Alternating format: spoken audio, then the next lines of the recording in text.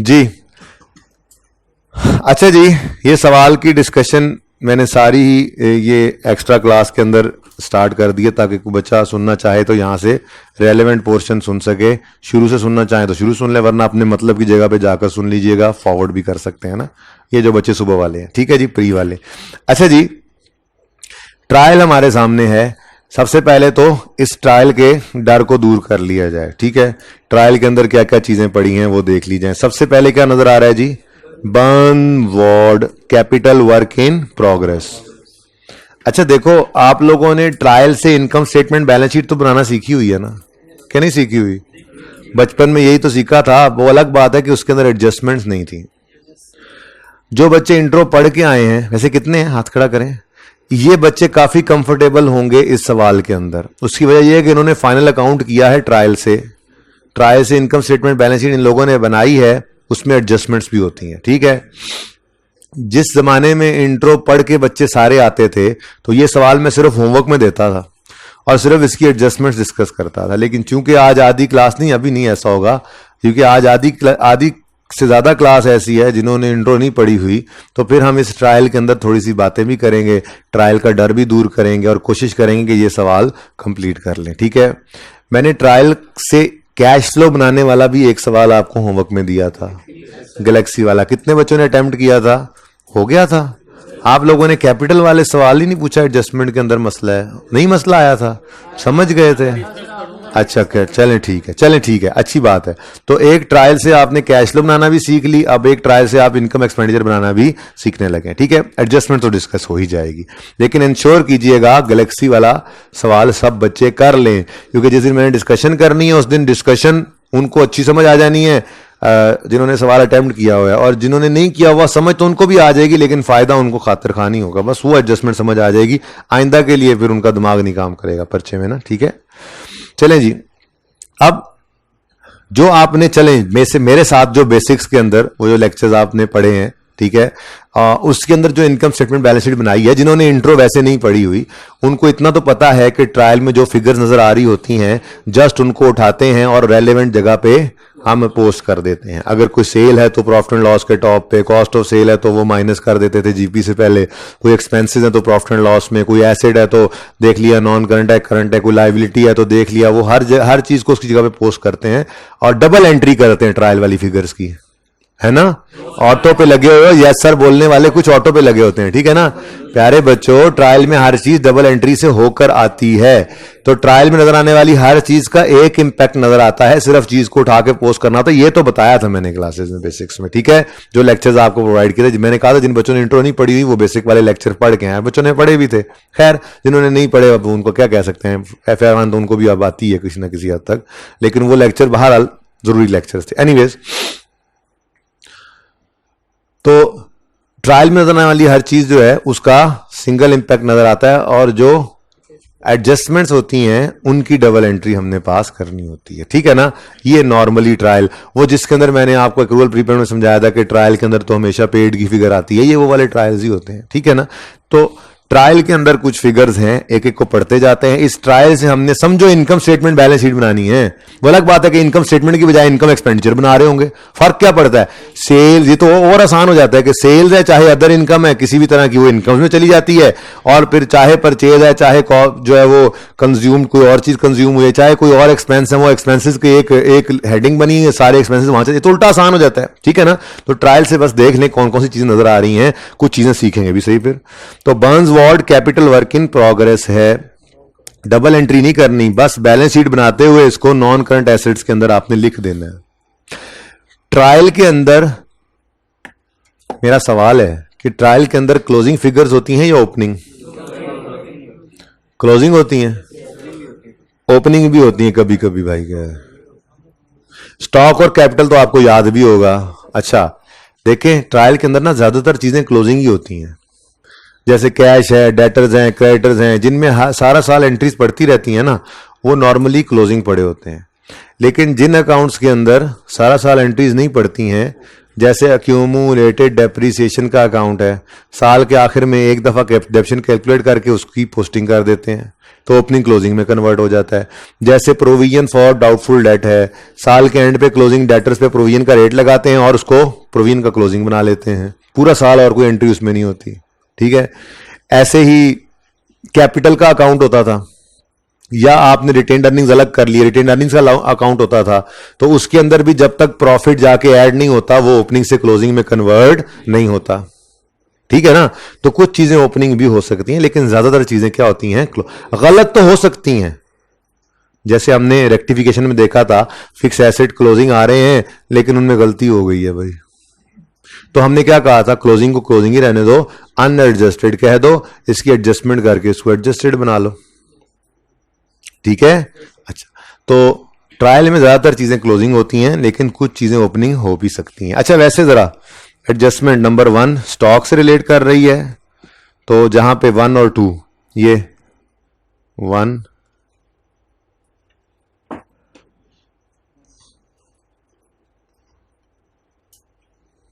ऐसे ही मेरा दिल किया जरा लिख लूं, एडजस्टमेंट 2 1 और 2 हो गई। एडजस्टमेंट 3 रेंट के साथ रिलेट कर रही है, रेंट किधर है, अब रेंट किधर है, रेंट, ये एडजस्टमेंट नंबर 3।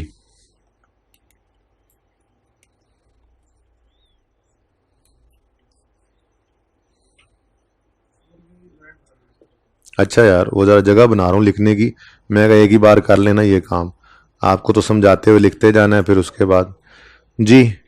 तो रेंट, इसके साथ एडजस्टमेंट नंबर 3, और साथ ही भाई साहब कह रहे हैं 4 भी सैलरीज और रेंट दोनों के साथ लगती है, तो 3 और 4, और सैलरीज 4 देख लेंगे ना फिर। उसके बाद एडजस्टमेंट नंबर 5 तो नजर ही नहीं आ रही। 6 है डायबिटीज डे की वॉक कराई है कोई, उसके एक्सपेंसेस से रिलेट कर रही है, तो यहां पे ये एक्सपेंस एंड गिफ्ट फॉर, वो जाहिर है आपने इकट्ठा ट्रायल, मैंने तो वैसे ही मैं जरा इसको ना ये करता जा रहा हूं, रेफर करता जा रहा हूं, वरना तो तरतीब से चलना था, आपको नजर आ ही जाना था। ठीक है, तो ये कौन सी एडजस्टमेंट है जी, नंबर 6। चलो नंबर 6। उसके बाद नंबर 7 है मेडिकल इक्विपमेंट, और नंबर 8 पे डेप्रिसिएशन है, तो मेडिकल इक्विपमेंट कहां नजर आ रहा है, ये कौन सी एडजस्टमेंट है जी, 7, और फिर इसी के साथ ही आपको 8 भी करनी चाहिए। और जहां कहीं और भी एसेट नजर आएंगे, जैसे कि ये कैपिटल वर्क इन प्रोग्रेस आ रहा है, इस पर भी डेप्रिसिएशन होगी, ऐसे ऐसे मत करो, इधर कोई डेप्रिसिएशन नहीं लगेगी, हैं, साल में शायद कंप्लीट नहीं हुआ, उसने लिखा हुआ है साल के एंड पे कैपिटल वर्क इन प्रोग्रेस है, ये ट्रायल के अंदर क्लोजिंग पड़ा हुआ है, शायद कैसे साल में कंप्लीट हो जाए मेरे चांद, कैसे कंप्लीट, अच्छा, लेकिन फिर भी सवाल के ट्रायल के अंदर उसने लिखा हुआ है ये क्लोजिंग में वर्क इन प्रोग्रेस है। अच्छा, अब वैसे मैंने सवाल पढ़ा हुआ है ना। अच्छा, उसके बाद अदर फिक्स एसेट्स हैं जी, ये नंबर 8। ठीक है जी, उसके बाद और कोई फिक्स एसेट, तो चलें, मैंने कहा एडजस्टमेंट भी साथ साथ कर दें, इसके साथ फिर पढ़ते जाएंगे जी। तो बर्न्स वार्ड के साथ कोई एडजस्टमेंट रिलेट नहीं कर रही है, पढ़ लिया मैंने सारा सवाल, ठीक है ना। तो ये कैपिटल वर्क इन प्रोग्रेस है, ये क्लोजिंग नजर आएगा बैलेंस शीट के अंदर। ठीक है जी, नॉन करंट एसेट्स में। ओके, उसके बाद जी कैफेटेरिया की सेल्स हैं, ये ट्रेडिंग अकाउंट के अंदर इनकम, ठीक है, ट्रेडिंग अकाउंट, इसको इनकम एक्सपेंडिचर में नहीं फेंक देना आपने, ओके, ट्रेडिंग अकाउंट में इनकम बन जाएगी। अच्छा, देखो ट्रायल के अंदर डेबिट क्रेडिट से पता लग रहा है, एसेट एक्सपेंसेस डेबिट होंगे और लाइबिलिटीज और इनकम और फंड्स वगैरह ये क्रेडिट होंगे। Cash and bank balances, current assets, गलत हो सकते हैं, गलती को सही कर सकते हैं हम, लेकिन ये ओपनिंग नहीं होंगे, होंगे क्लोजिंग। ठीक है, नेक्स्ट इधर हो जाए यार थोड़ा सा। ओ देखा, डोनेशन फॉर बर्न वार्ड नजर आ रहा है, बिल्कुल ऐसे ही जैसे अभी हमने एग्जांपल देखी थी। तो अगर आप और फरमाएं तो डोनेशन फॉर बर्न वार्ड आ रहा है 75.1, और बर्न वार्ड अभी इन प्रोग्रेस है, वो आ रहा है 55.3। तो भाई जितनी डिस्कशन हमने की उसकी रोशनी में कोई एंट्री शेंट्री आपने नहीं करनी है, जस्ट आपने क्या करना है, आपने 75.1 को स्पेसिफिक फंड लिख देना है, उसके अंदर आपने बर्न वार्ड फंड या डोनेशन फॉर बर्न वार्ड जो मर्जी लिख लें, बर्न वार्ड फंड लिख ले, ज्यादा बेहतर है। ठीक है, और ये 75.1 से शो कर देंगे, और नॉन करंट एसेट्स में आपने कैपिटल वर्किंग प्रोग्रेस पहले ही लिख लिया कि वो आपने प्रेजेंट कर देना है, ठीक है। Next, expenses and gifts for walk on diabetes day. ये कोई आपने वॉक ऑन डायबिटीज डे नाम का एक इवेंट करवाया है, ऐसा ही है। तो इस पे क्या हुआ है, कुछ एक्सपेंसेस इनकर हुए हैं, ठीक है, 2.6। खैर 0.6 पढ़ोगे तो ये 2.6 से भी कुछ ज्यादा बढ़ जाएंगे। एनीवेज वो जब पढ़ेंगे तो तब पढ़ेंगे ना, ठीक है। तो ये क्या है जी, वॉक ऑन डायबिटीज डे, आगाही वॉक करवाई आपने मिसाल के तौर पे ज़ियाबितस पर, ठीक है जी। ज़ियाबितस के मरीजों को या मरीज जो बन रहे हैं लोग ज्यादा, इसके ऊपर कोई आगाही मुहिम चलाई जाए तो आपने एक आगाही वॉक करवाई है, ऐसे ही है। और फिर वॉक के शुरका को आपने कुछ गिफ्ट्स वगैरह दिए और कुछ खर्चे वर्चे भी हुए आपके, एक इवेंट था। इसके आगे चाती मार आते हैं ना, ठीक है। ये देखो कुछ लोगों ने स्पॉन्सर किया था आपके इस डायबिटीज डे को, उन्होंने कहा था कि जी ये कुछ पैसे हमसे पकड़े और एक वॉक करवा लें, लेकिन वो पैसे जरा कम है जी। 2.2 की इनकम, स्पॉन्सरशिप जो रिसीव हुई कितनी है, 2.2। और खर्चा बजाहिर एडजस्टमेंट नंबर 6 पढ़े बगैर भी कितना नजर आ रहा है, 2.6। तो यहीं से ही नजर आ गया है कि एक्सपेंस जो है वो नेट में ज्यादा है। तो एक्सपेंसेस के अंदर इसको शो करोगे नेट करके, ठीक है। समझ आ रही है ना, समझ। ट्रायल से बस सवाल ये कि मैं खुद इसलिए करवा रहा हूं कि जरा ट्रायल से करने वाला सवाल था, वरना एडजस्टमेंट्स में इतनी जान कोई नहीं होनी, ठीक है। फी फ्रॉम, अच्छा ये एक्सपेंसेस जो हैं ये भी कहां चले जाएंगे, ये इनकम एंड एक्सपेंडिचर में चले जाएंगे, एक्सपेंस है, ठीक है, ओके। ये कहां जाएगा जी, ये फंड्स में, स्पेसिफिक फंड, ओके, लिखते जाए ना साथ साथ। फीस फ्रॉम पेशेंट्स जी, फीस फ्रॉम पेशेंट्स बोले, इनकम है भाई। देखो जो मरीज पैसे दे सकें उनको तो मुफ्त इलाज ना देंगे, ठीक है, उनसे पैसे ले लेंगे ये लोग, तो वो जो पैसे होंगे इनके लिए क्या होगी, इनकम होगी। तो फीस फ्रॉम पेशेंट्स ये इनकम एंड एक्सपेंडिचर के अंदर आ जाएगी, इनकम है, क्रेडिट साइड पे नजर आ रही है। नेक्स्ट, जनरल डोनेशन, अभी बताया इनकम एंड एक्सपेंडिचर में आएगी, इनकम है। General donation, cash debit donation income credit, और डोनेशन इनकम क्या हो गया है, कैश डेबिट, ये जनरल डोनेशन है, ठीक है। जनरल फंड, मेरा सवाल, क्या ये ओपनिंग है या क्लोजिंग, क्लोजिंग है या ओपनिंग? जो क्लोजिंग कहते हैं वो हाथ खड़ा करें, ओके।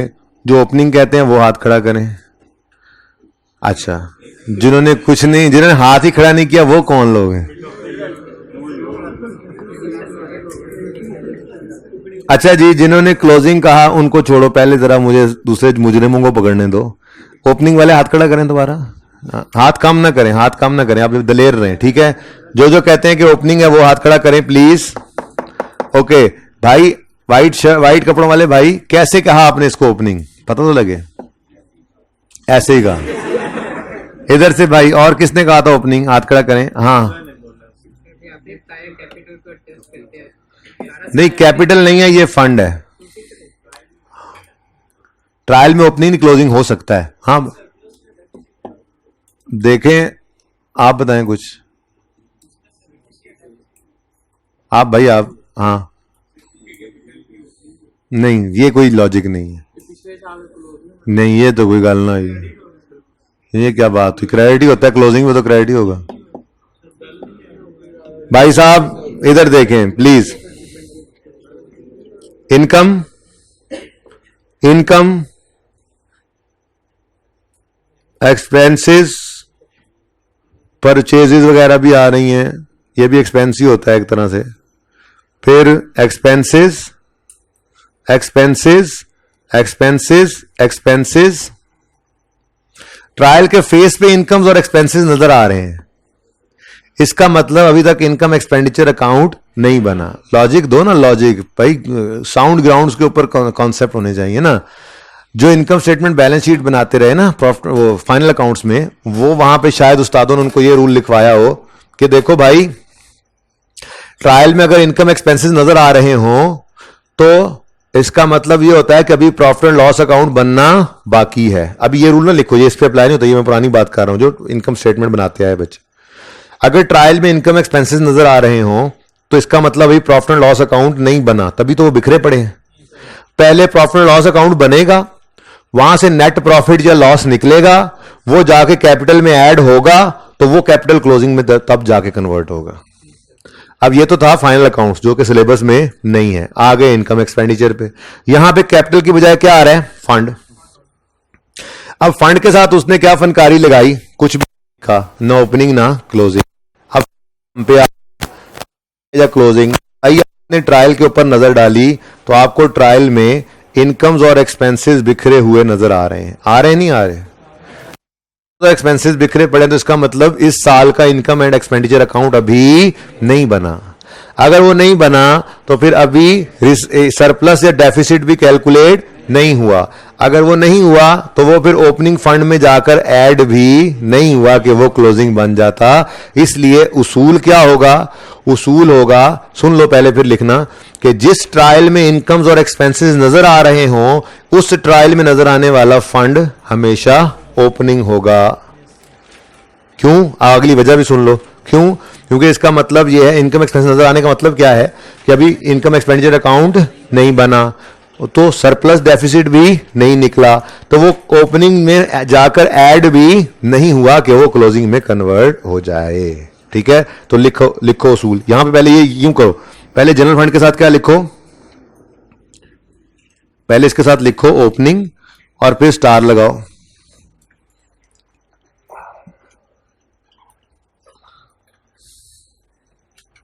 अब लिखो, जिस ट्रायल में इनकम्स और एक्सपेंसेस नजर आए,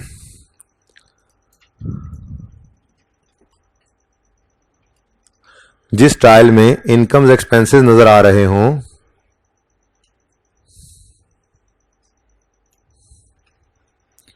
उस ट्रायल में नजर आने वाला फंड, उस ट्रायल में नजर आने वाला फंड ओपनिंग होगा। जनरल फंड, उस ट्रायल में नजर आने वाला जनरल फंड, जी फंड, ओपनिंग होगा। ये तो हो गया उसूल। अब फुल स्टॉप लगा के आगे वजह लिख लो, वजह भी लिख लो। वजह क्यों? मैंने जरा सोचने दो क्या लिखवा था मैं। जिस ट्रायल में, क्योंकि पहले मैंने बोला था, बड़ा जबरदस्त बोला गया, ठीक है ना। जिस ट्रायल में इनकम एक्सपेंस नजर आ रहे हो उस ट्रायल में नजर आने वाला फंड ओपनिंग होगा। आगे लिखो, क्योंकि इनकम एक्सपेंसेस के नजर आने का मतलब ये है, क्योंकि इनकम एक्सपेंसेस के नजर आने का मतलब ये है,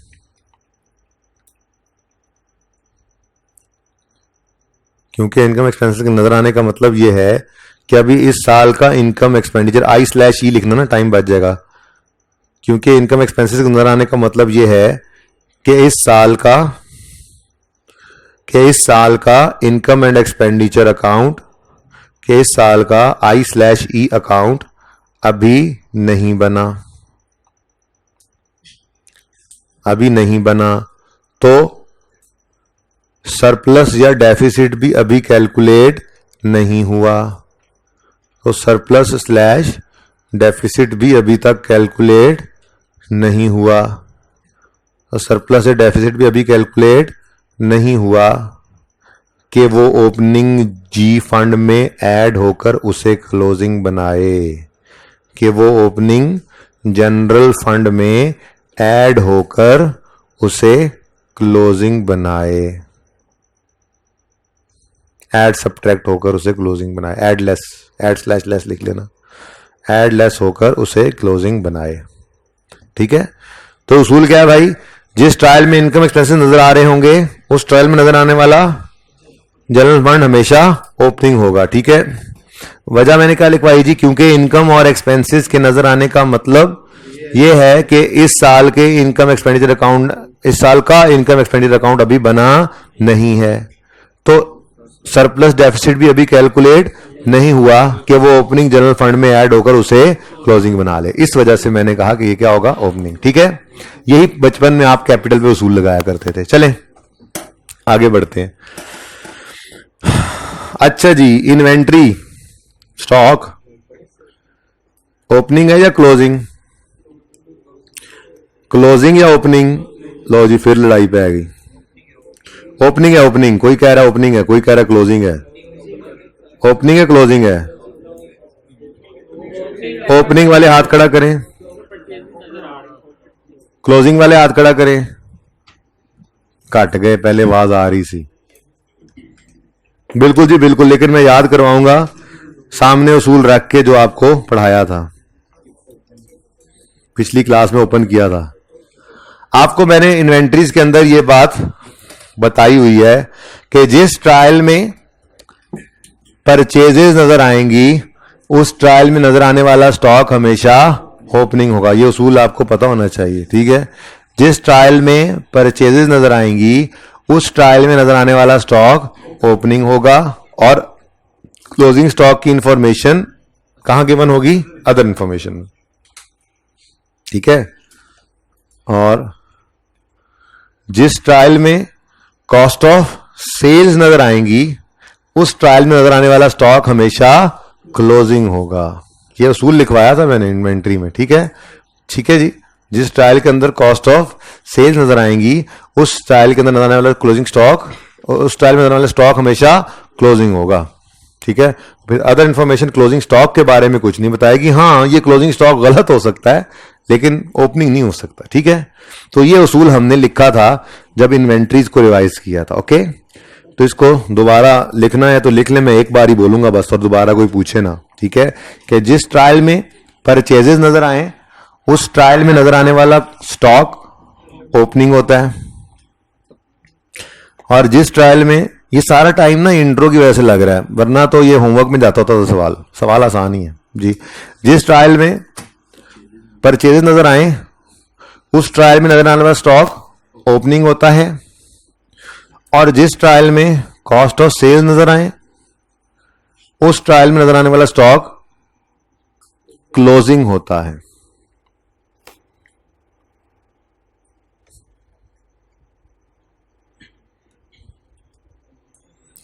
अब जी हम अपने सवाल पे नजर डालते हैं। तो हमारे सवाल के अंदर अगले सफे पे ट्रायल के अंदर क्या नजर आ रहा है? परचेजेस। तो अगर ट्रायल में परचेजेस पड़ी हैं तो फिर ट्रायल वाला स्टॉक कौन सा है जी? ओपनिंग है।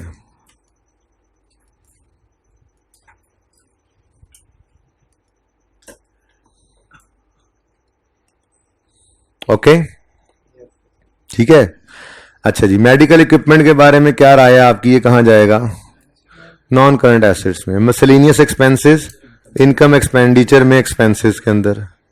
Other fixed asset non current assets में। सिंपल चीजें हैं ना भाई। पेबल्स करंट लायबिलिटीज में, और ये लेजर में चला जाएगा। इन्वेंट्री के लेजर बनेंगे ना, लेजर बनाएंगे हम इन्वेंट्री के जैसे पहले बना रहे थे, ठीक है ना। ये तीनों उसमें चले जाएंगे। रिसीवेबल्स पैनल कॉर्पोरेट के। अच्छा, ये रिसीवेबल्स कहीं पे लिखा नहीं हुआ कि कैंटीन के हैं। कैंटीन है या कैफेटेरिया? क्या कैफेटेरिया के हैं, ये कहीं नहीं लिखा। पैनल कॉर्पोरेट पता नहीं क्या है, ये कोई अस्पताल के होंगे।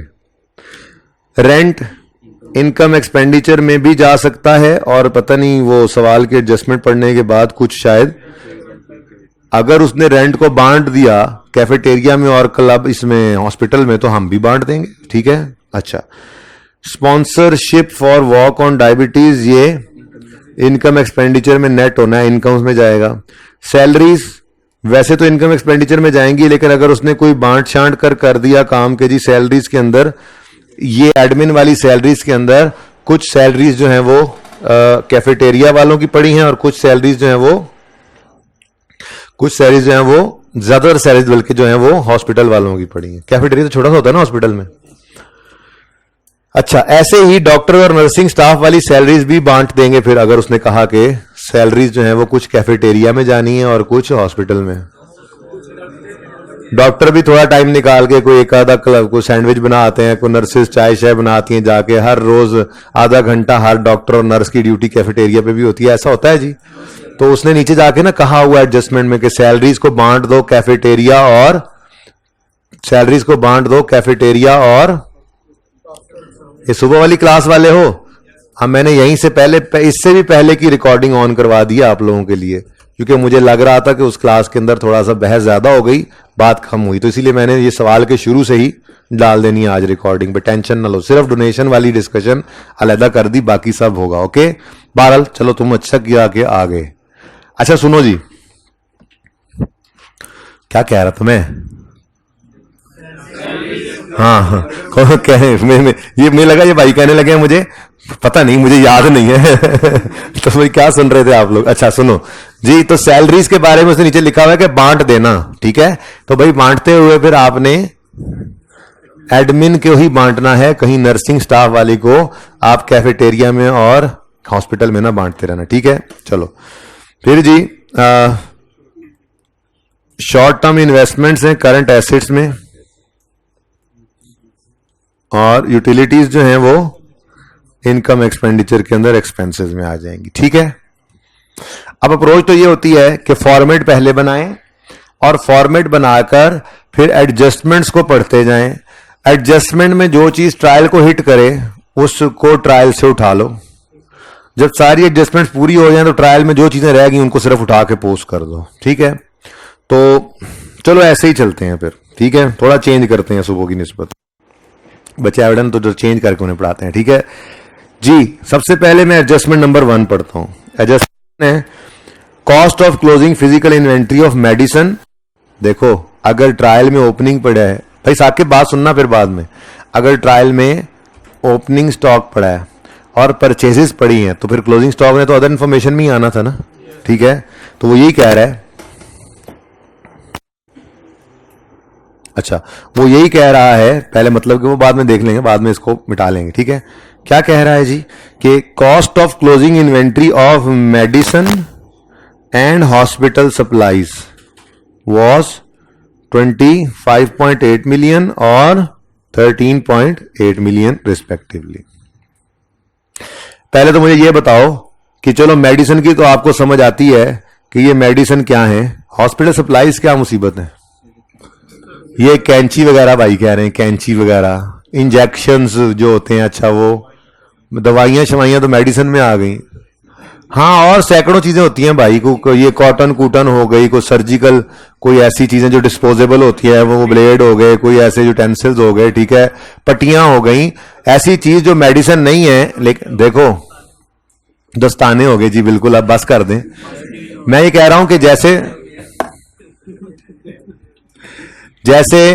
स्टेशनरी, जैसे ऑफिस सप्लाईज, बिल्कुल वैसे ही अस्पताल के लिए हॉस्पिटल सप्लाईज, ठीक है। जैसे एक्सपेंस एक्रूवल पढ़ाते हुए आपको कहा था ना, ये इसका स्टेशनरी का लेजर बनाओ किसी भी एक्सपेंस की तरह से। ओपनिंग में स्टेशनरी पड़ी है, स्टेशनरी खरीद के लाए हैं, क्लोजिंग में भी स्टेशनरी पड़ी है, और बैलेंसिंग फिगर कहते थे ये स्टेशनरी खर्च हो गई, कंज्यूम हो गई, एक्सपेंस में डाल दो। बिल्कुल ऐसे ही ये हॉस्पिटल सप्लाईज तो होंगी, ओपनिंग पड़ी होंगी, कुछ हम खरीद के लाएंगे, कुछ देखेंगे क्लोजिंग पड़ी है, और जो फिर बैलेंसिंग निकलेगी कॉस्ट ऑफ सेल नहीं है, ये बेच नहीं रहे होते, ये यूज कर रहे होते हैं, तो कंज्यूम्ड निकल आएगी फिगर, यानी एक्सपेंस में हम डाल देंगे जो हमारी इस पीरियड में हॉस्पिटल सप्लाईज इस्तेमाल हो गई, ठीक है।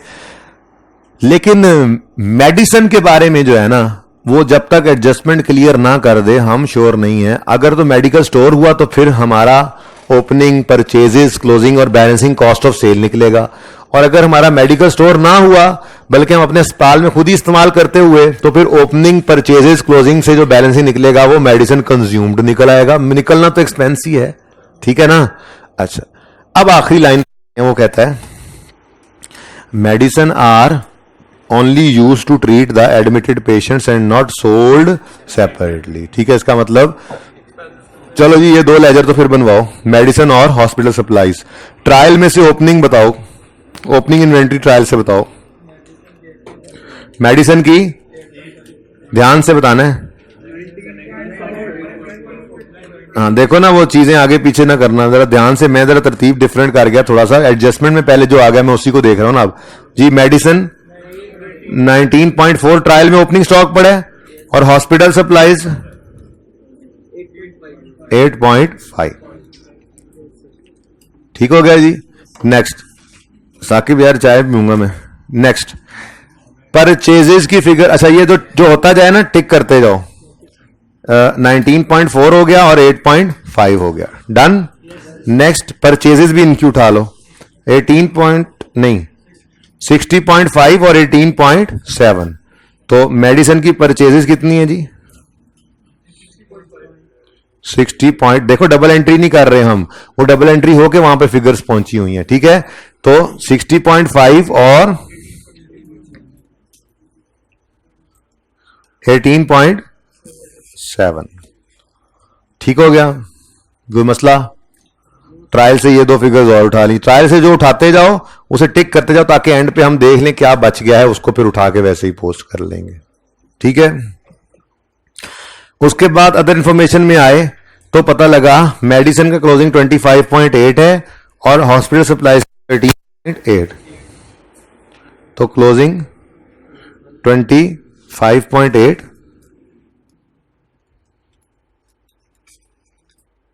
और हॉस्पिटल सप्लाईज क्लोजिंग 13.8। जी बताइए, क्या मेडिसिन हम बेच रहे हैं? अगर बेच नहीं रहे तो फिर यहां पे कॉस्ट ऑफ सेल्स का लफ्ज नहीं आना, ठीक है, मुनासिब नहीं लगता। सेल्स की कॉस्ट होती है, हम तो यहां पे फिर निकालेंगे मेडिसिन कंज्यूम्ड। क्या निकालेंगे जी? Medicine consumed. ओके, तो जो बैलेंसिंग फिगर निकलेगी वो क्या होगी जी? Medicine consumed. ओके, ये एंड वालों को शायद नजर ना आए, तो मेडिसिन कंज्यूम्ड बैलेंसिंग। ओके, ऐसे ही हॉस्पिटल सप्लाईज में भी कॉस्ट ऑफ सेल ही निकलेगी, बल्कि हॉस्पिटल सप्लाईज कंज्यूम्ड निकलेंगी, ठीक है। ओके, चलो बताओ जी, हॉस्पिटल सप्लाईज कंज्यूम कितनी है? बोले,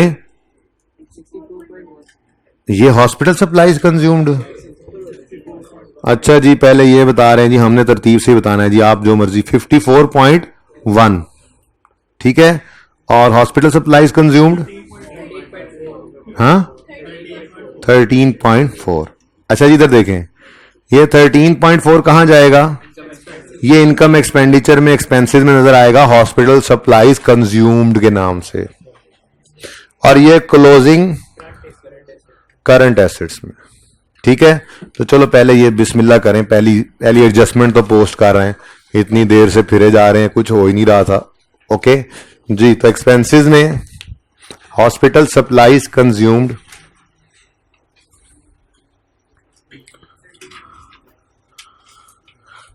वर्किंग नंबर 2 कह देते हैं इसको, अब मैं नंबर 2 लगा दूंगा इसको, ठीक है, बल्कि 1 2 3 और एक यहां पे ट्रेडिंग एक्टिविटी 4, तो वर्किंग 4 अभी नंबर लगा देते हैं, ठीक है ना जी। क्या फिगर है?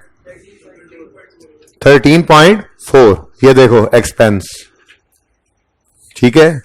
और करंट एसेट्स के अंदर स्टॉक, इन्वेंट्री लिख लो यार, वैसे थोड़ी माफी भी चल जाती है वैसे।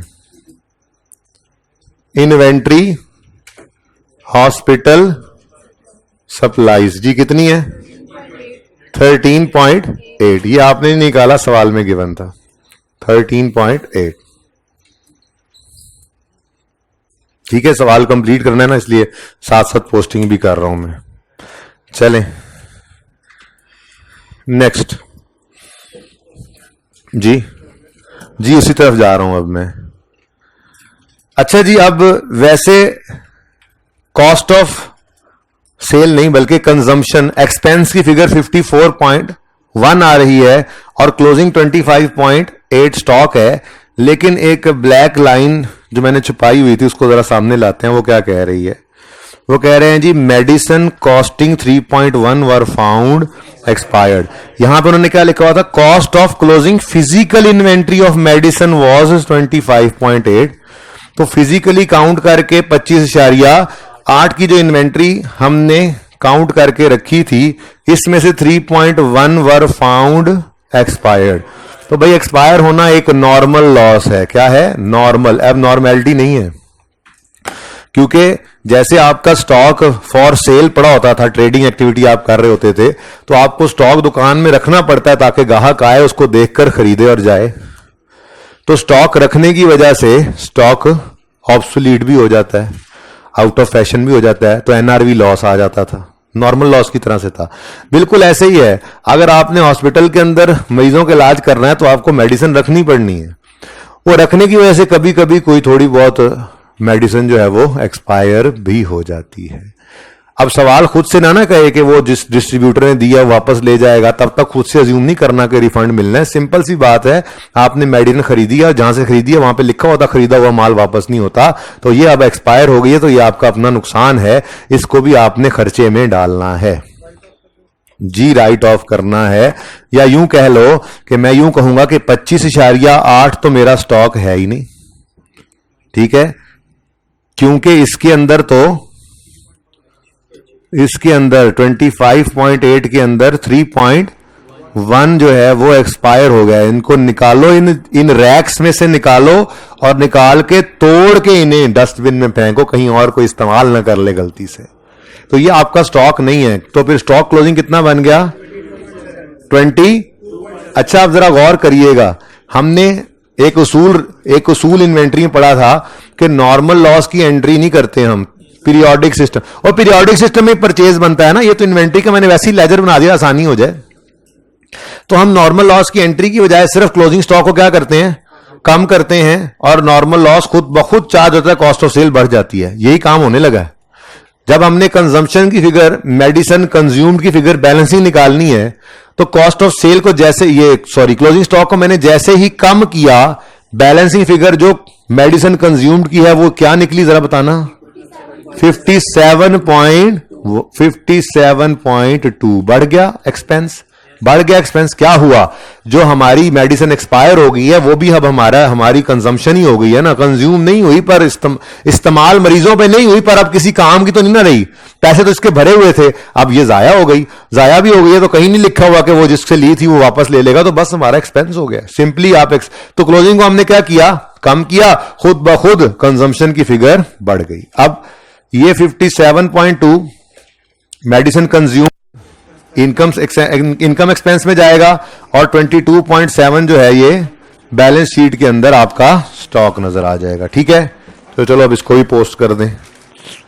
तो मेडिसिन कंज्यूम्ड,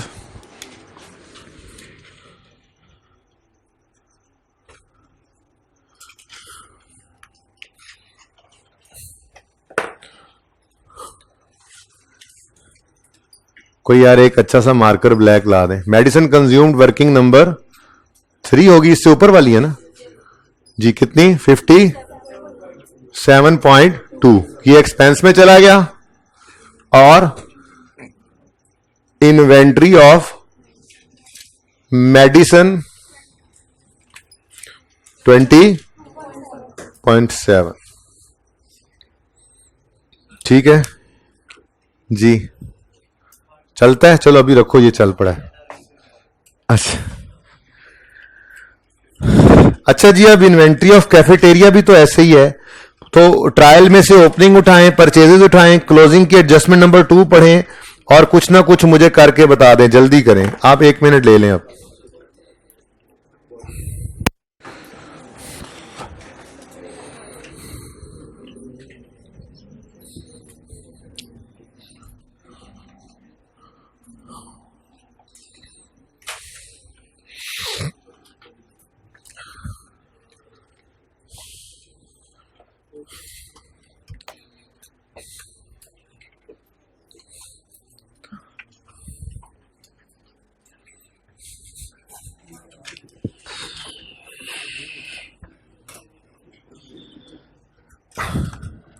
हाँ जी, ओपनिंग कैफेटेरिया की इन्वेंट्री है 4.7, तो ब्रॉट डाउन 4.7। ये ना मैंने कैफेटेरिया के अकाउंट्स, ये कैफेटेरिया इन्वेंट्री सारे अकाउंट्स बना लिए, आसानी हो जाती है। वरना आप जैसे बच्चों ने सीखा वैसे भी कर सकते थे। Opening plus purchase less closing is equal to cost of sale, ऐसे ही opening plus purchase less closing is equal to consumed, ऐसे करना चाहें तो वैसे भी कर सकते हैं। ठीक है, अच्छा जी, ओपनिंग इन्वेंट्री ऑफ कैफेटेरिया आ गया। परचेजेस है 16.4,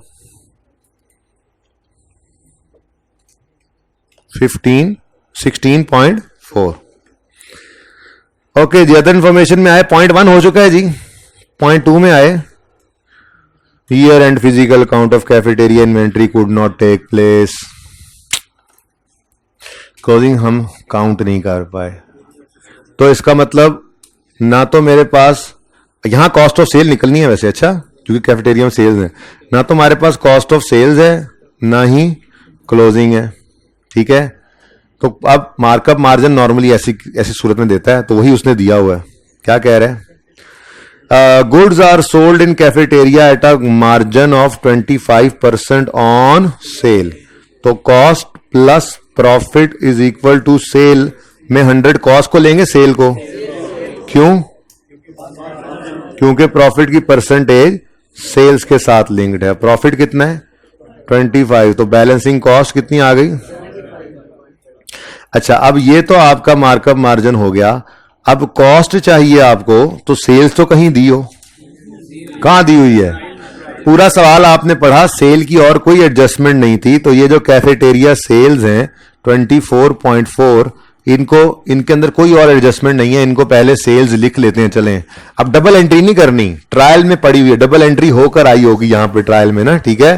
तो ये आपने यहां पर आके लिखा सेल्स में 24.4, ये सेल्स है। अब इनसे कॉस्ट ऑफ सेल निकालना कोई मुश्किल काम है, मार्कअप मार्जिन हमारे पास आ गया, ठीक है जी। ये देखें, तो आप कहोगे जी 24.4 ये सेल्स हैं, इनकी गिवन अमाउंट है 100, तो डिवाइड कर दोगे इनको 100 से और मल्टीप्लाई करोगे 75 से, तो आंसर आ गया 18 पॉइंट, और अब ये बैलेंसिंग निकल आएगा 2.8। जी बच्चों, ये 18.3 कॉस्ट ऑफ सेल्स है, ये ट्रेडिंग एक्टिविटी में जाएगा, इनकम एक्सपेंडिचर में नहीं जाना, ठीक है। ये ट्रेडिंग एक्टिविटी में, लेकिन ये तो क्लोजिंग स्टॉक ही है, बैलेंस शीट में नजर आ जाएगा, ठीक है, करंट एसेट्स में। तो पोस्ट कर दें जी इसको भी 18.3। अब वहां कैलकुलेशन कर लिया, तो यहां पे सिर्फ वर्किंग का रेफरेंस दे दो। कौन सी वर्किंग है? 2 बनेगी ये, अभी नंबरिंग भी कर ही लो यार, ठीक है। और क्लोजिंग इन्वेंट्री ऑफ कैफे, लेकिन ये वर्किंग का रेफरेंस दो क्योंकि आपने निकाली है कितनी? 2.8, बैलेंसिंग फिगर निकाली है ना आपने। ये वर्किंग 2 है जी,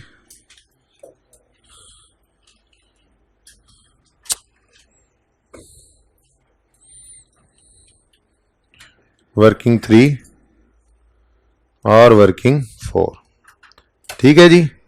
ये चारों एडजस्टमेंट्स ट्रायल से इनकी रिलेटेड फिगर्स और पॉइंट 1 और 2, कोई मसला है इसमें तो पूछ लें। हाँ, ये सवाल ही कंप्लीट कर लें तो बड़ी बात है, क्योंकि मैंने पहले डोनेशन एक्स्ट्रा टाइम जो लगाया ना, पहले डोनेशन के ऊपर लगा दिया, ठीक है। तो पिछली क्लासेस में फिर इसीलिए सवाल कंप्लीट नहीं हो सका था, तो मैंने कहा था कि शाम में करेंगे, और थोड़ा बहुत तो जाहिर है आपको पता है हम पढ़ ही लेंगे, इतनी तो हिम्मत है हमें, जिसकी नहीं हो जा सकता, लेक्चर तो अपलोड होना ही है, बस साथ छोड़ जाना। अच्छा जी, नेक्स्ट, अच्छी बात नहीं है साथ छोड़ जाना, बाकी आपकी मर्जी है। अच्छा जी, पॉइंट नंबर 3 और पॉइंट नंबर 4, ये 2 पॉइंट्स। उसके बाद इधर देखो, इधर देखो, ये सैलरीज और ये रेंट,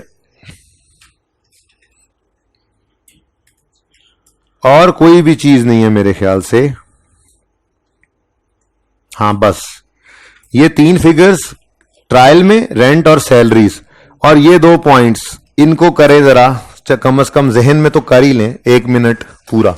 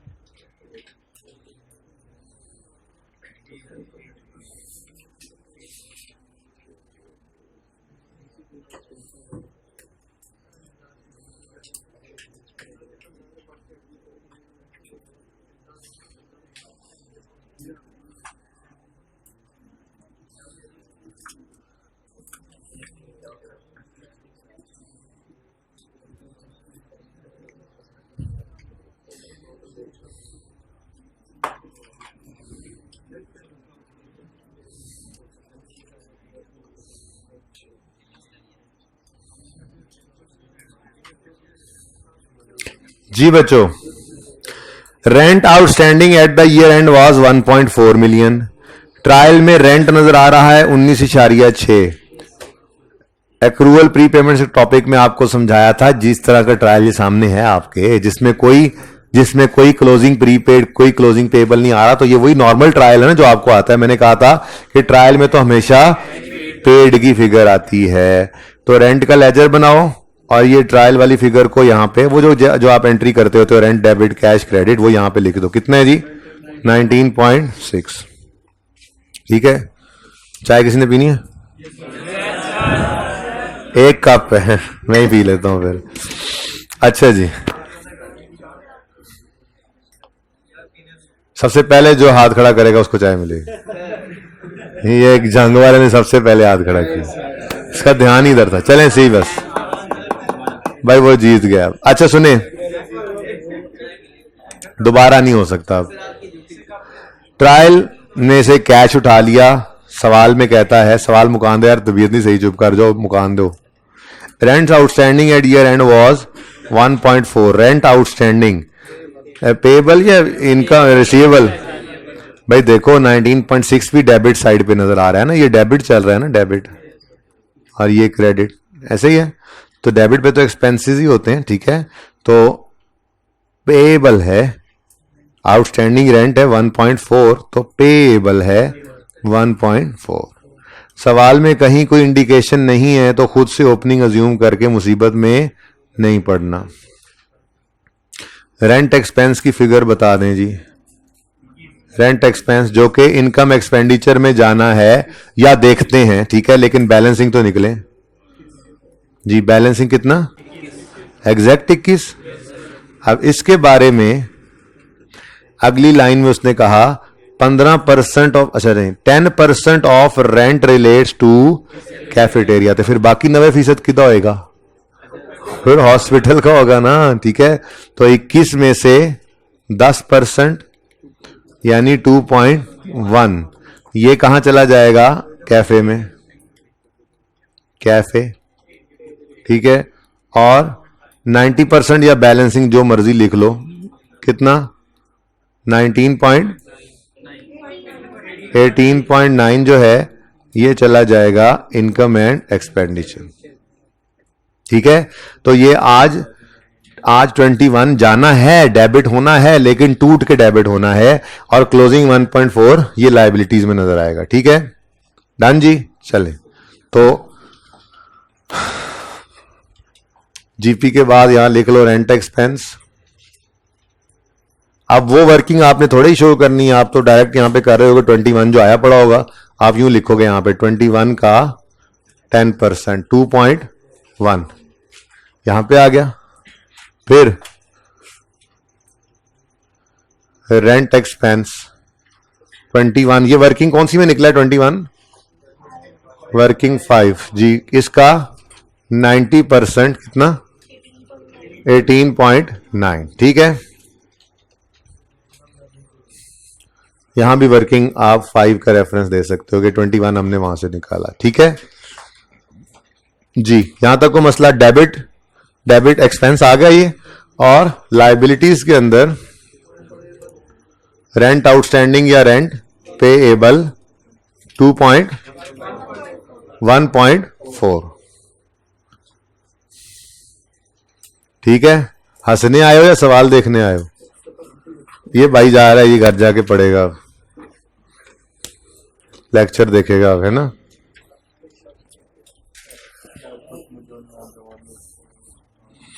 ओके अच्छा जी, अब सैलरीज की और कोई एडजस्टमेंट नहीं, आगे walk on, diabetes, medical equipment और डेप्रिसिएशन है। तो सैलरीज तो यहीं से ट्रायल से ही उठनी थी। तो सैलरीज ऑफ एडमिन स्टाफ पे 0.4 लगेगा कि 15% ऑफ सैलरीज कैफेटेरिया की हैं, लेकिन डॉक्टरों वाली सैलरी पे नहीं, ठीक है। तो 24 और 38.2 इन दोनों को भी उठा लो। 24 क्या है जी? वो सैलरी जो बंटवारे वाली है, ठीक है।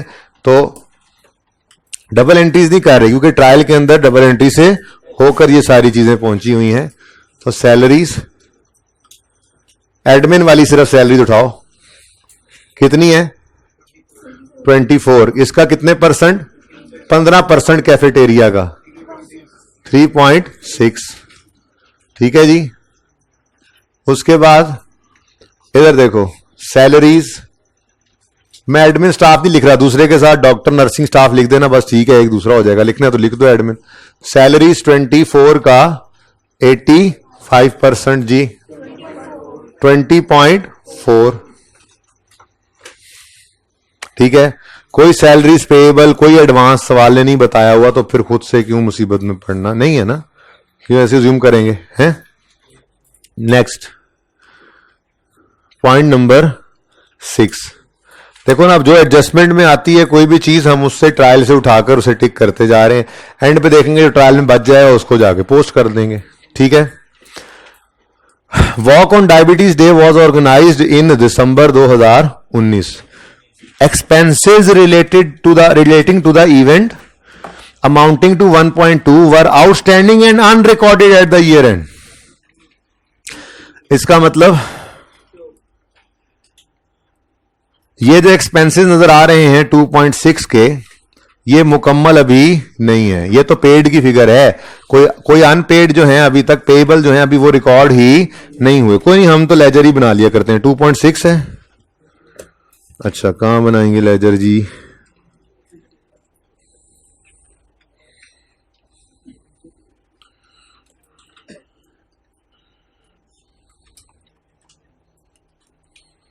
नंबर 6,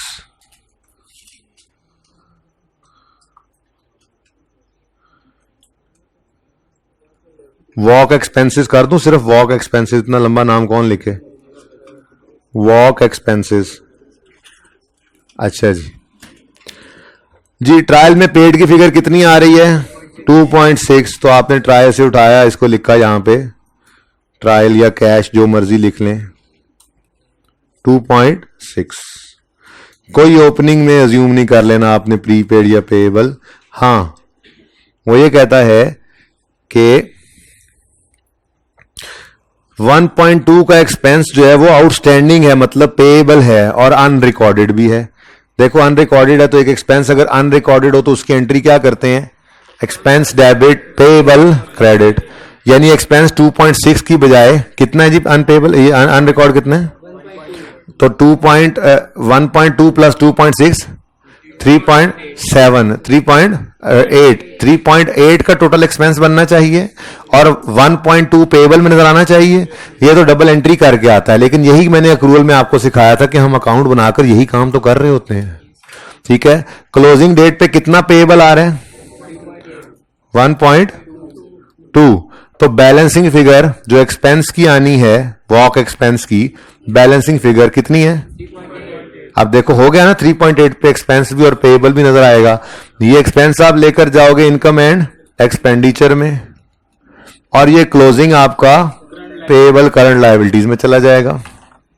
ठीक है, तो 3.8, लेकिन ये 3.8 ना नेट होना है आपका इस स्पॉन्सरशिप इनकम के साथ, तो इसको भी उठा लो, इसको भी टिक कर लो। ठीक है, अब चूंकि आपको नेट में नजर आ रहा है कि 2.2 की इनकम हुई जबकि 3.8 का एक्सपेंस हुआ, तो नेट में ये एक्सपेंस बनना है, तो आपने एक्सपेंसेस में आकर लिखा वॉक ऑन डायबिटीज डे, और अगली बार के लिए तौबा की कि अगली बार ये वॉकशॉप कोई नहीं करवानी। क्यों? नेट में नुकसान जो हो गया। ठीक है, तो बताएं जी कितनी इनकम हुई है? 2.2, वो जो स्पॉन्सर ने दिया, माइनस एक्सपेंस कितना हो गया?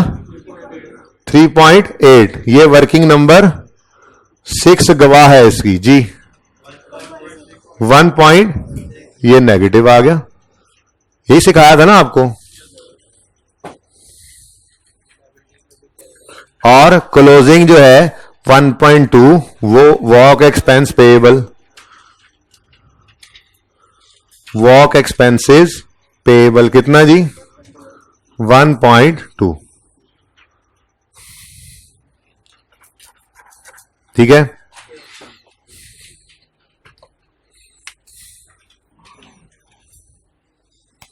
ये इसको पकड़ा दो। नहीं यार मैंने नहीं पीनी, मेरे पेन हो रही है, मंगवाई थी मैंने, लेकिन लो भाई हाँ ना, तो अल्लाह ही खिलाते हैं, अल्लाह ही पिलाते हैं, इंसान के बस में तो हो तो वो सबको भूखा मार दें। अच्छा जी, सुने जी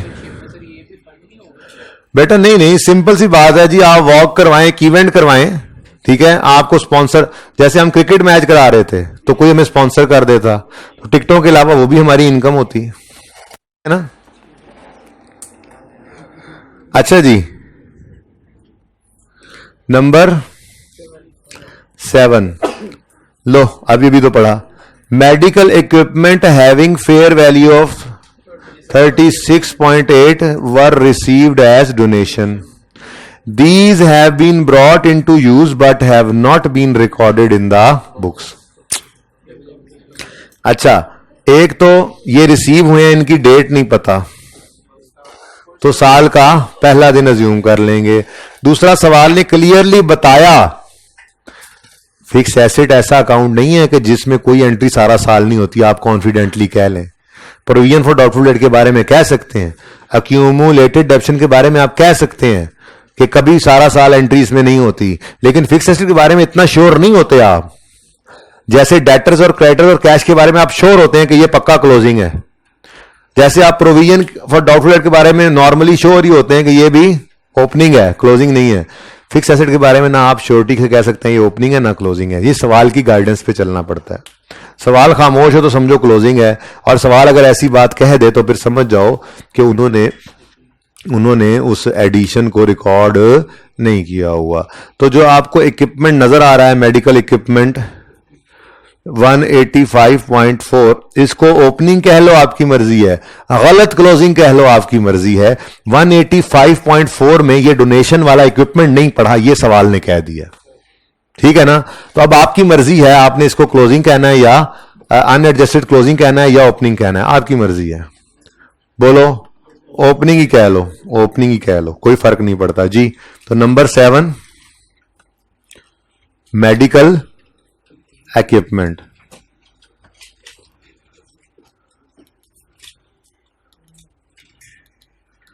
और मैंने बड़े धड़ल्ले से आगे लिखा कॉस्ट, डेप्रिसिएशन तो है ही नहीं। अरे हाँ, ये पिछली क्लास में मैंने पहले ही बता दिया था। ये मेडिकल इक्विपमेंट के आगे क्रेडिट साइड पे क्या पड़ा हो सकता है, ये उसने फनकारी की हुई थी थोड़ी सी, ठीक है ना। अक्यूमुलेटेड डेप्रिसिएशन अलग से लिखने की बजाय उसने मेडिकल इक्विपमेंट के आगे क्रेडिट साइड पे लिख दिया था, तो 2 मिनट लगा था, ठीक है, कोई मसला नहीं। लेकिन इसको बाद में डिसाइड करते हैं कि ये ओपनिंग है या क्लोजिंग, ठीक है। लेकिन ये तो कॉस्ट हो गया ना, ये ओपनिंग कितना है जी, ओपनिंग मेडिकल इक्विपमेंट 185.4, डन जी, ठीक है। अच्छा, अब जिसने अनएडजस्टेड क्लोजिंग कहना है भाई सही, उसने भी कर ही लेना है। हाँ, लेकिन मैंने ओपनिंग इसलिए लिखा क्योंकि मैंने डेप्शन चार्ज करनी, तो मुझे आसानी होगी ऑन ओपनिंग ऑन एडिशन करते हुए। हालांकि फर्क कोई नहीं पड़ना, ओपनिंग भी पहले दिन से डेप्शिट होना है और एडिशन ने भी पहले दिन से। हाँ, लेकिन शायद मेथड में कोई गड़बड़ हो तो वो एंड पे देखते हैं। चलें, medical equipment having fair value of 36.8, ये फेयर वैल्यू सवाल में बताएगा आपको, ठीक है जी। ये है debit equipment credit donation income, क्योंकि वो क्या कह रहा है, have not been recorded in the books, तो इसकी डबल एंट्री पास करनी पड़ेगी आपको। ये एडजस्टिंग एंट्री है, कह रहा है ना कि किताबों में एंट्री नहीं हुई, तो करो किताबों में एंट्री, करो कर। आप किस मर्ज की दवा हो, आप किस डिजीज की मेडिसिन हो, आज मेडिसिन चल रही है ना जी, बोलो कितनी है फेयर वैल्यू, 36.8 से मेडिकल इक्विपमेंट हो गया डेबिट और डोनेशन इनकम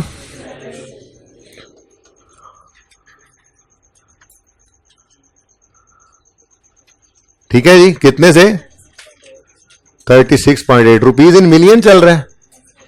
आपने ईयर एंड ही नहीं बताया मुझे, अब नजर पड़ी 31 दिसंबर 19।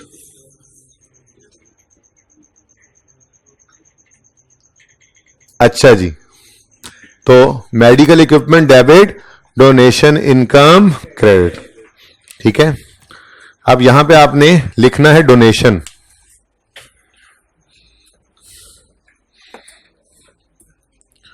लेकिन साथ ही एडिशन भी लिख लेना ताकि आप इसको डेप्रिसिएशन के वक्त ना भूल जाओ, ठीक है। और कोई एडजस्टमेंट नहीं है जी। अगले पॉइंट के अंदर उन्होंने कहा है depreciation is charge on reducing balance at 15%। तो सबको फिर 15% रिड्यूसिंग बैलेंस ही करना है, तो इसका मतलब और तो कुछ भी नहीं है। तो यही क्या बन गया, क्लोजिंग। कितना जी, 185.4 प्लस 36.8 जी, 222.2, ठीक है। अब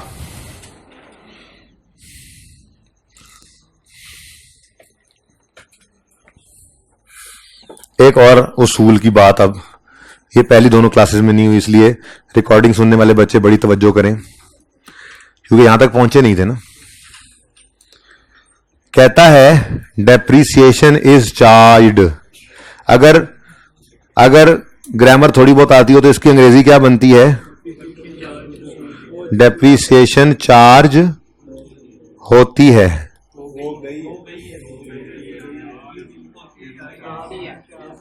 अच्छा, हो गई है।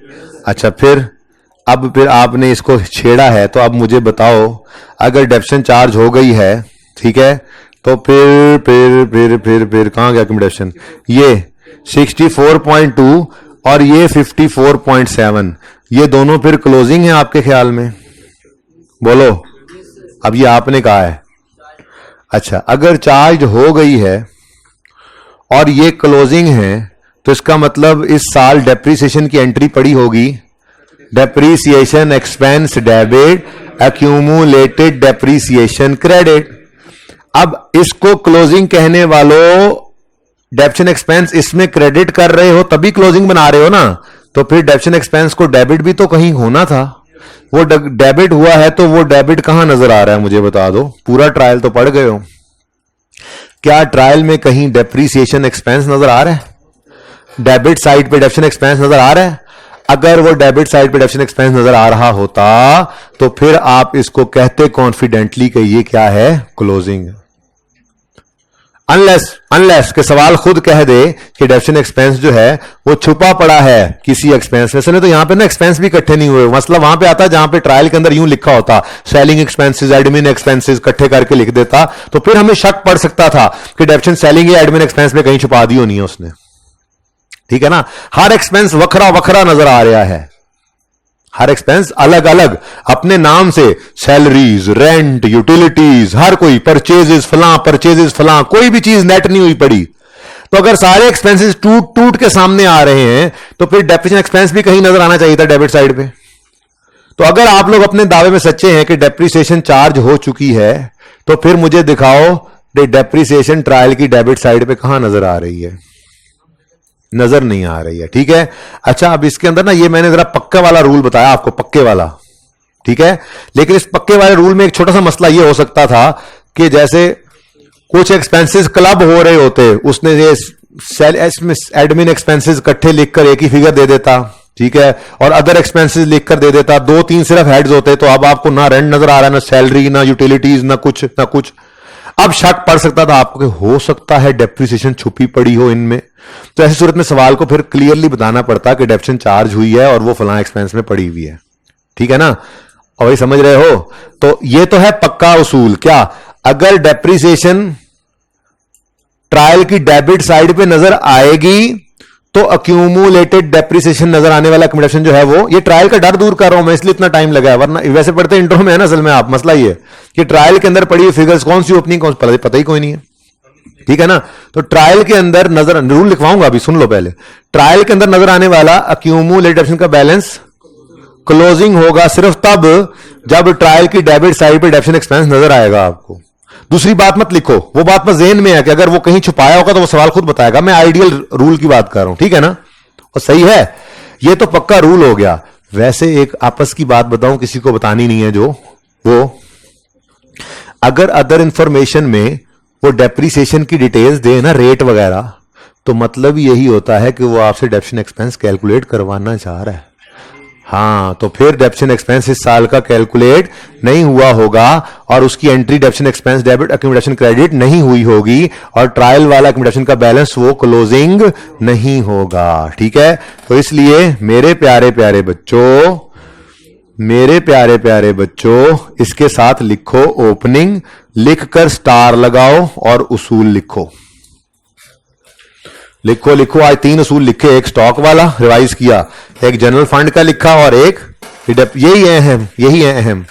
एक प्रोविजन फॉर डाउटफुल डेट रह जाता है बस, वो फिर देखते हैं, किसी वक्त लिखवा दूंगा, याद कराना मुझे इन्हीं रूल्स के साथ ही कहीं पे।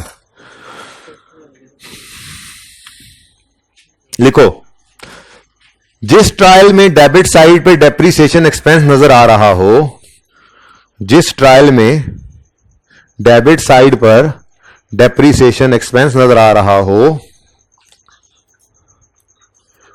उस ट्रायल में नजर आने वाला, जिस ट्रायल में डेबिट साइड पर डेप्रीसिएशन एक्सपेंस नजर आ रहा हो, उस ट्रायल में नजर आने वाला, उस ट्रायल में नजर आने वाला अक्यूमुलेटेड डेप्रीसिएशन का बैलेंस क्लोजिंग होगा।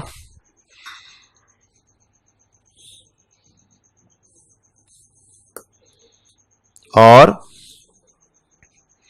बस और ना लिखो, यहीं रुको, जरा पढ़ने दो मुझे।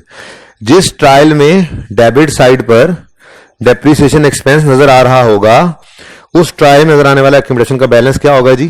क्लोजिंग। बस इससे आगे ना लिखो, ठीक है।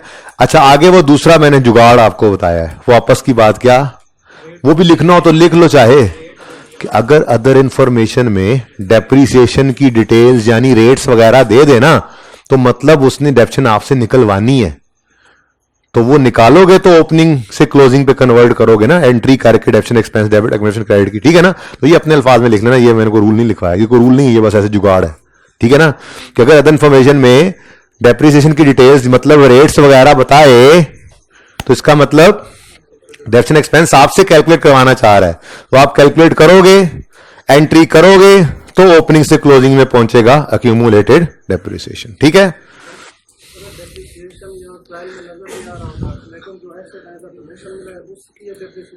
वो फिर करनी पड़ती, वो फिर गलत होती भाई, वो फिर गलत होती, ठीक है। हैं?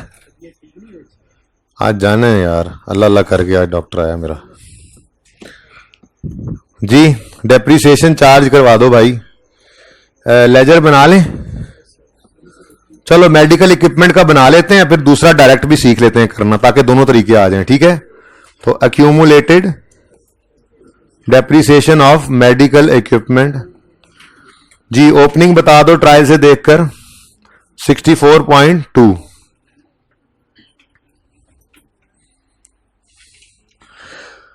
परेशान कर रही है वैसे एक चीज, इस चार्ज का लफ्ज, जरा सोल्यूशन देखो क्या किया हुआ उन्होंने, देख लो जरा, क्या ये किया कैलकुलेट उन्होंने?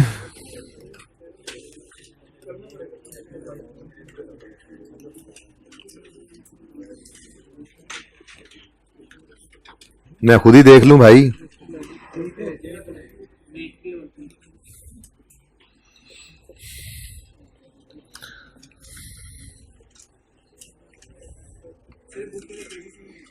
ओ माय गॉड, मेरी बुक में तो होंगे, शुक्र है देख लिया, फिर कॉपी करवा देंगे, आपको बता देना पेजेस। कौन सा पेज है जी वैसे हैं? कितने पेजेस नहीं है, किसकी किस किस की बुक में नहीं है?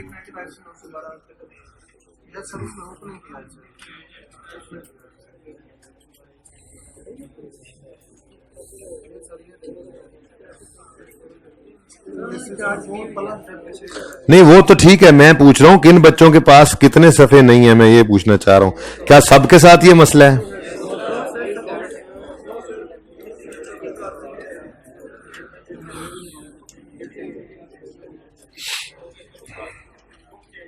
कितने बच्चों के पास ये सफे नहीं है?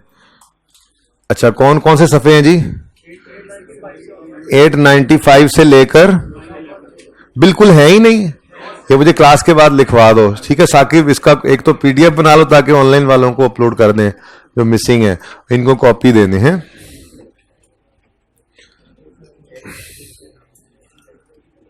ये सबकी किताब में मसला नहीं है, कुछ बच्चों की किताब में ऐसा ही है, लाजमी मिल लो, ठीक है। अभी साकिब को मिलके तो आपने करवा लेना। अच्छा जी, कौन से सफे पे सवाल था? अच्छा जी, ओपनिंग उन्होंने यही किया हुआ है जी। ओपनिंग 8.1 में मैं डेप्रीसिएशन निकालने लगा हूं, जैसे सीखा हुआ है आपने IAS 16 के अंदर। एंड पे क्लोजिंग निकल आएगा 8.1 depreciation expense on opening excluding disposals. Disposal कोई है? चलो कोई नहीं, अच्छी बात है। अच्छा, अगली बात, ओपनिंग कॉस्ट पे या ओपनिंग बुक वैल्यू पे? कॉस्ट पे नहीं भाई, 15% रिड्यूसिंग बैलेंस मेथड था, तो 185 इधर लिख लेते हैं, 185.4 माइनस 64.2, ये आ गई opening book value of all assets into 15%। जी जी 18.18। उसके बाद ऑन एडिशंस, एडिशन वही डोनेशन वाला है जी, 36.8, और उस पर क्योंकि वो पहला ही साल है तो 15% इसी कॉस्ट पर ही लग जाएगा, और चूंकि डेट गिवन नहीं है इसलिए साल का पहला दिन अज्यूम करके पूरा साल डेप्रीशिएट कर दो। 5.5 लें जी, टोटल बता दें जी। 23.7, ये 23.7 की जर्नल एंट्री करवाओ। डेप्रीसिएशन एक्सपेंस डेबिट, यहां पे मैं जरा लिख जाऊं ना ताकि बस फिर बोल दें बाद में जाके, ठीक है। डेप्रीसिएशन 23.7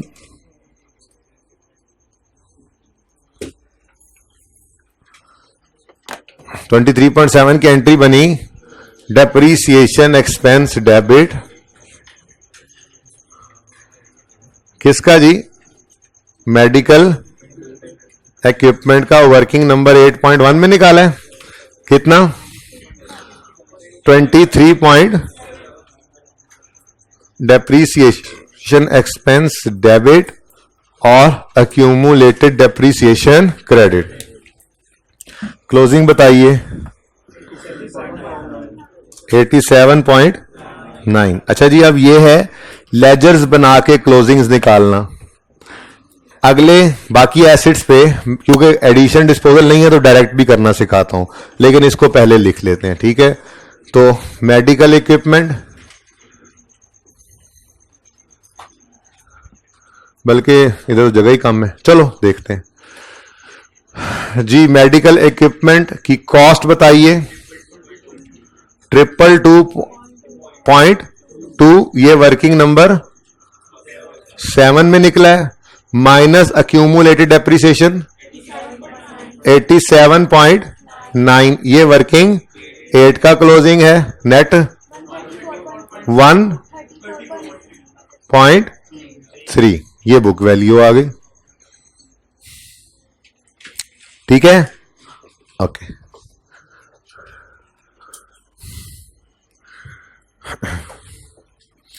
जी अब ये डेप्रीसिएशन की एंट्री है ना, तो फिर इस इन अदर फिक्स एसेट को भी फड़का देते हैं, ठीक है।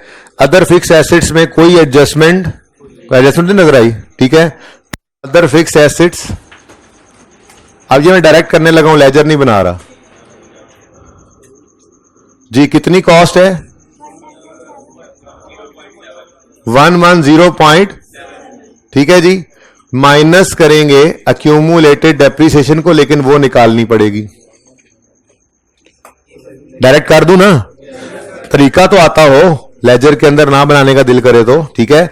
अब ओपनिंग सवाल के अंदर गिवन है एक्सप्रेशन ब्रैकेट के अंदर ही लिखनी है हमने, कितनी? 54.7, तो 54.7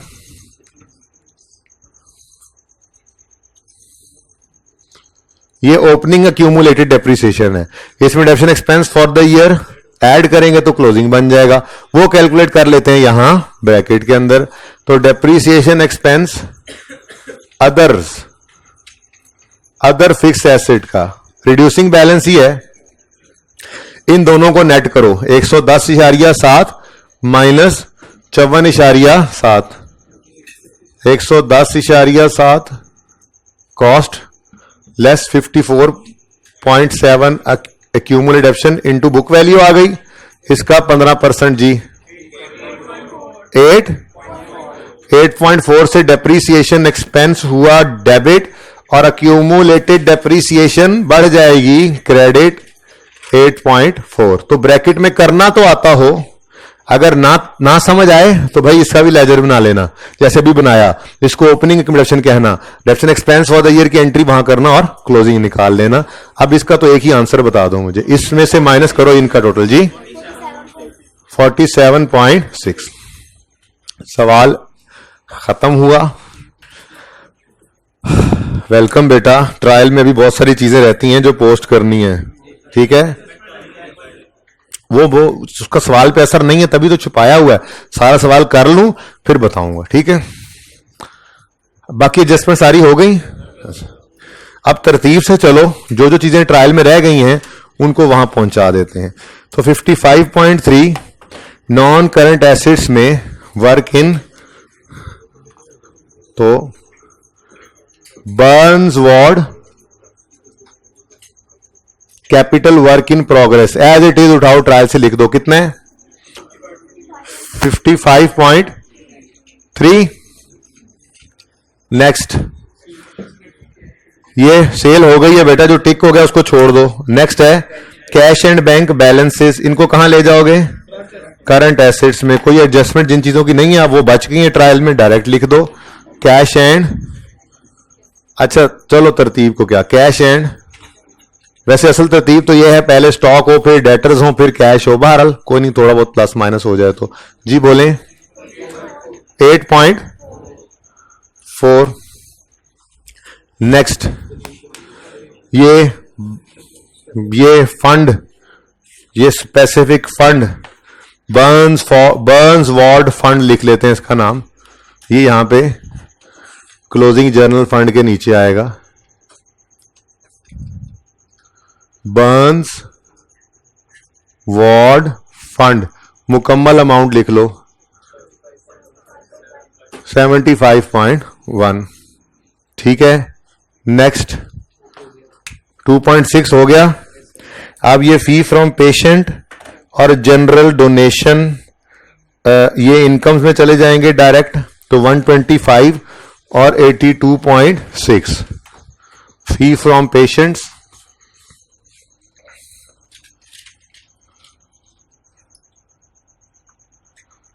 कितनी जी 125, और जनरल डोनेशन बस लिख दो डोनेशन, चलो जनरल भी लिख लो, जनरल डोनेशंस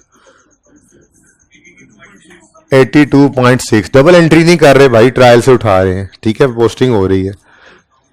नेक्स्ट है जी ओपनिंग जनरल फंड 195.6, अच्छा ये दोनों हो गए हैं भाई, एसेट भी और एक्यूमुलेशन भी जी 195.6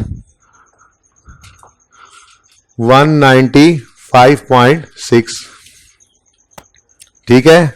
नेक्स्ट, ये एसेट और एक्यूमुलेशन हो गया था इसलिए मैंने टिक कर दिया है। मिसलेनियस एक्सपेंसेस कोई एडजस्टमेंट नहीं आई, अब पता चल गया ट्रायल में पड़ा है, एक्सपेंसेस में जाके लिख दें जी बेटा।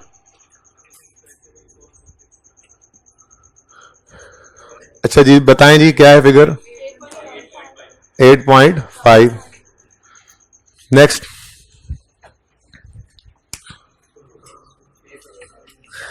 ये भी हो गए हैं जी 110, क्लास के बाद पूछ लेंगे यार, और 54.7 ये हो गए हैं, अकाउंट्स बन गए हैं, उठा के ले गए थे फिगर्स। नेक्स्ट है जी 38.9 पेएबल्स लायबिलिटीज में प्रेजेंट कर दो, तो पेएबल्स कितने हैं जी 38.9। तो सवाल बस डिफरेंट था थोड़ा सा, इसलिए टाइम भी ज्यादा लगाया, सुकून से हमने किया भी, पहली क्लास पे नहीं हुआ, ये फिर मैंने सबके लिए दोबारा कर दिया जी। नेक्स्ट, परचेजेस सारी टिक हो गई, ये रिसीवेबल्स ना छोड़ जाना, टिकिंग इसलिए भी जरूरी है, देखो कोई चीज रह ना जाए, तो 31.4 रिसीवेबल्स हैं,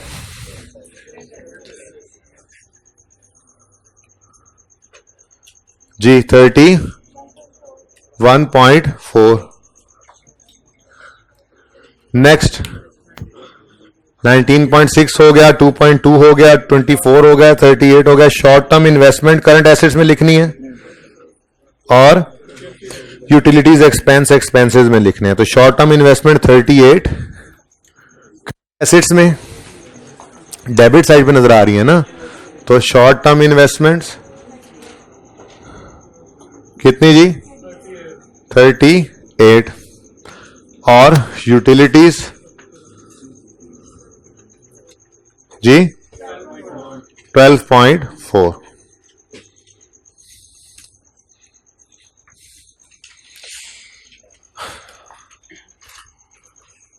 ओके जी, सैलरीज क्या टिक नहीं किया हमने, 38 पॉइंट वैसे टिक कर गया था ना मैं, शायद देखो गलती होगी। 38.2 ये सैलरीज हैं डॉक्टर्स और नर्सिंग स्टाफ, ये इसी के नीचे ही आनी चाहिए थी फुल फ्लैज यहां पे। चलो salaries doctors and nursing staff कितनी जी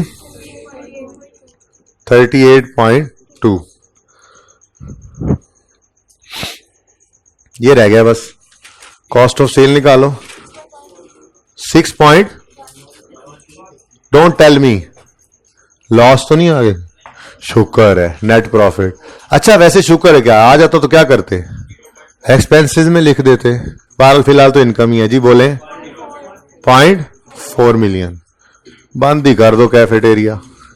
खैर वैसे भी जरूरत होती है, कुछ ना कुछ तो आ ही गया जी। तो नेट प्रॉफिट फ्रॉम कैफेटेरिया 0.4 जी। सरप्लस है डेफिसिट है कितना 42.1 चेक किया है ना, बुक से तो देख के नहीं बता रहे। 42.1 यहां ऐड हो जाएगा और opening general fund plus 42.1 surplus, ये कितना बन जाएगा 237.7। ये क्लोजिंग जनरल फंड आ गया, ये बर्न वार्ड फंड आ गया, ये तीन लायबिलिटीज आ गई, इनका ग्रैंड टोटल कर दो 354.3। और यहां पे चेक कर लो प्लीज 354.3।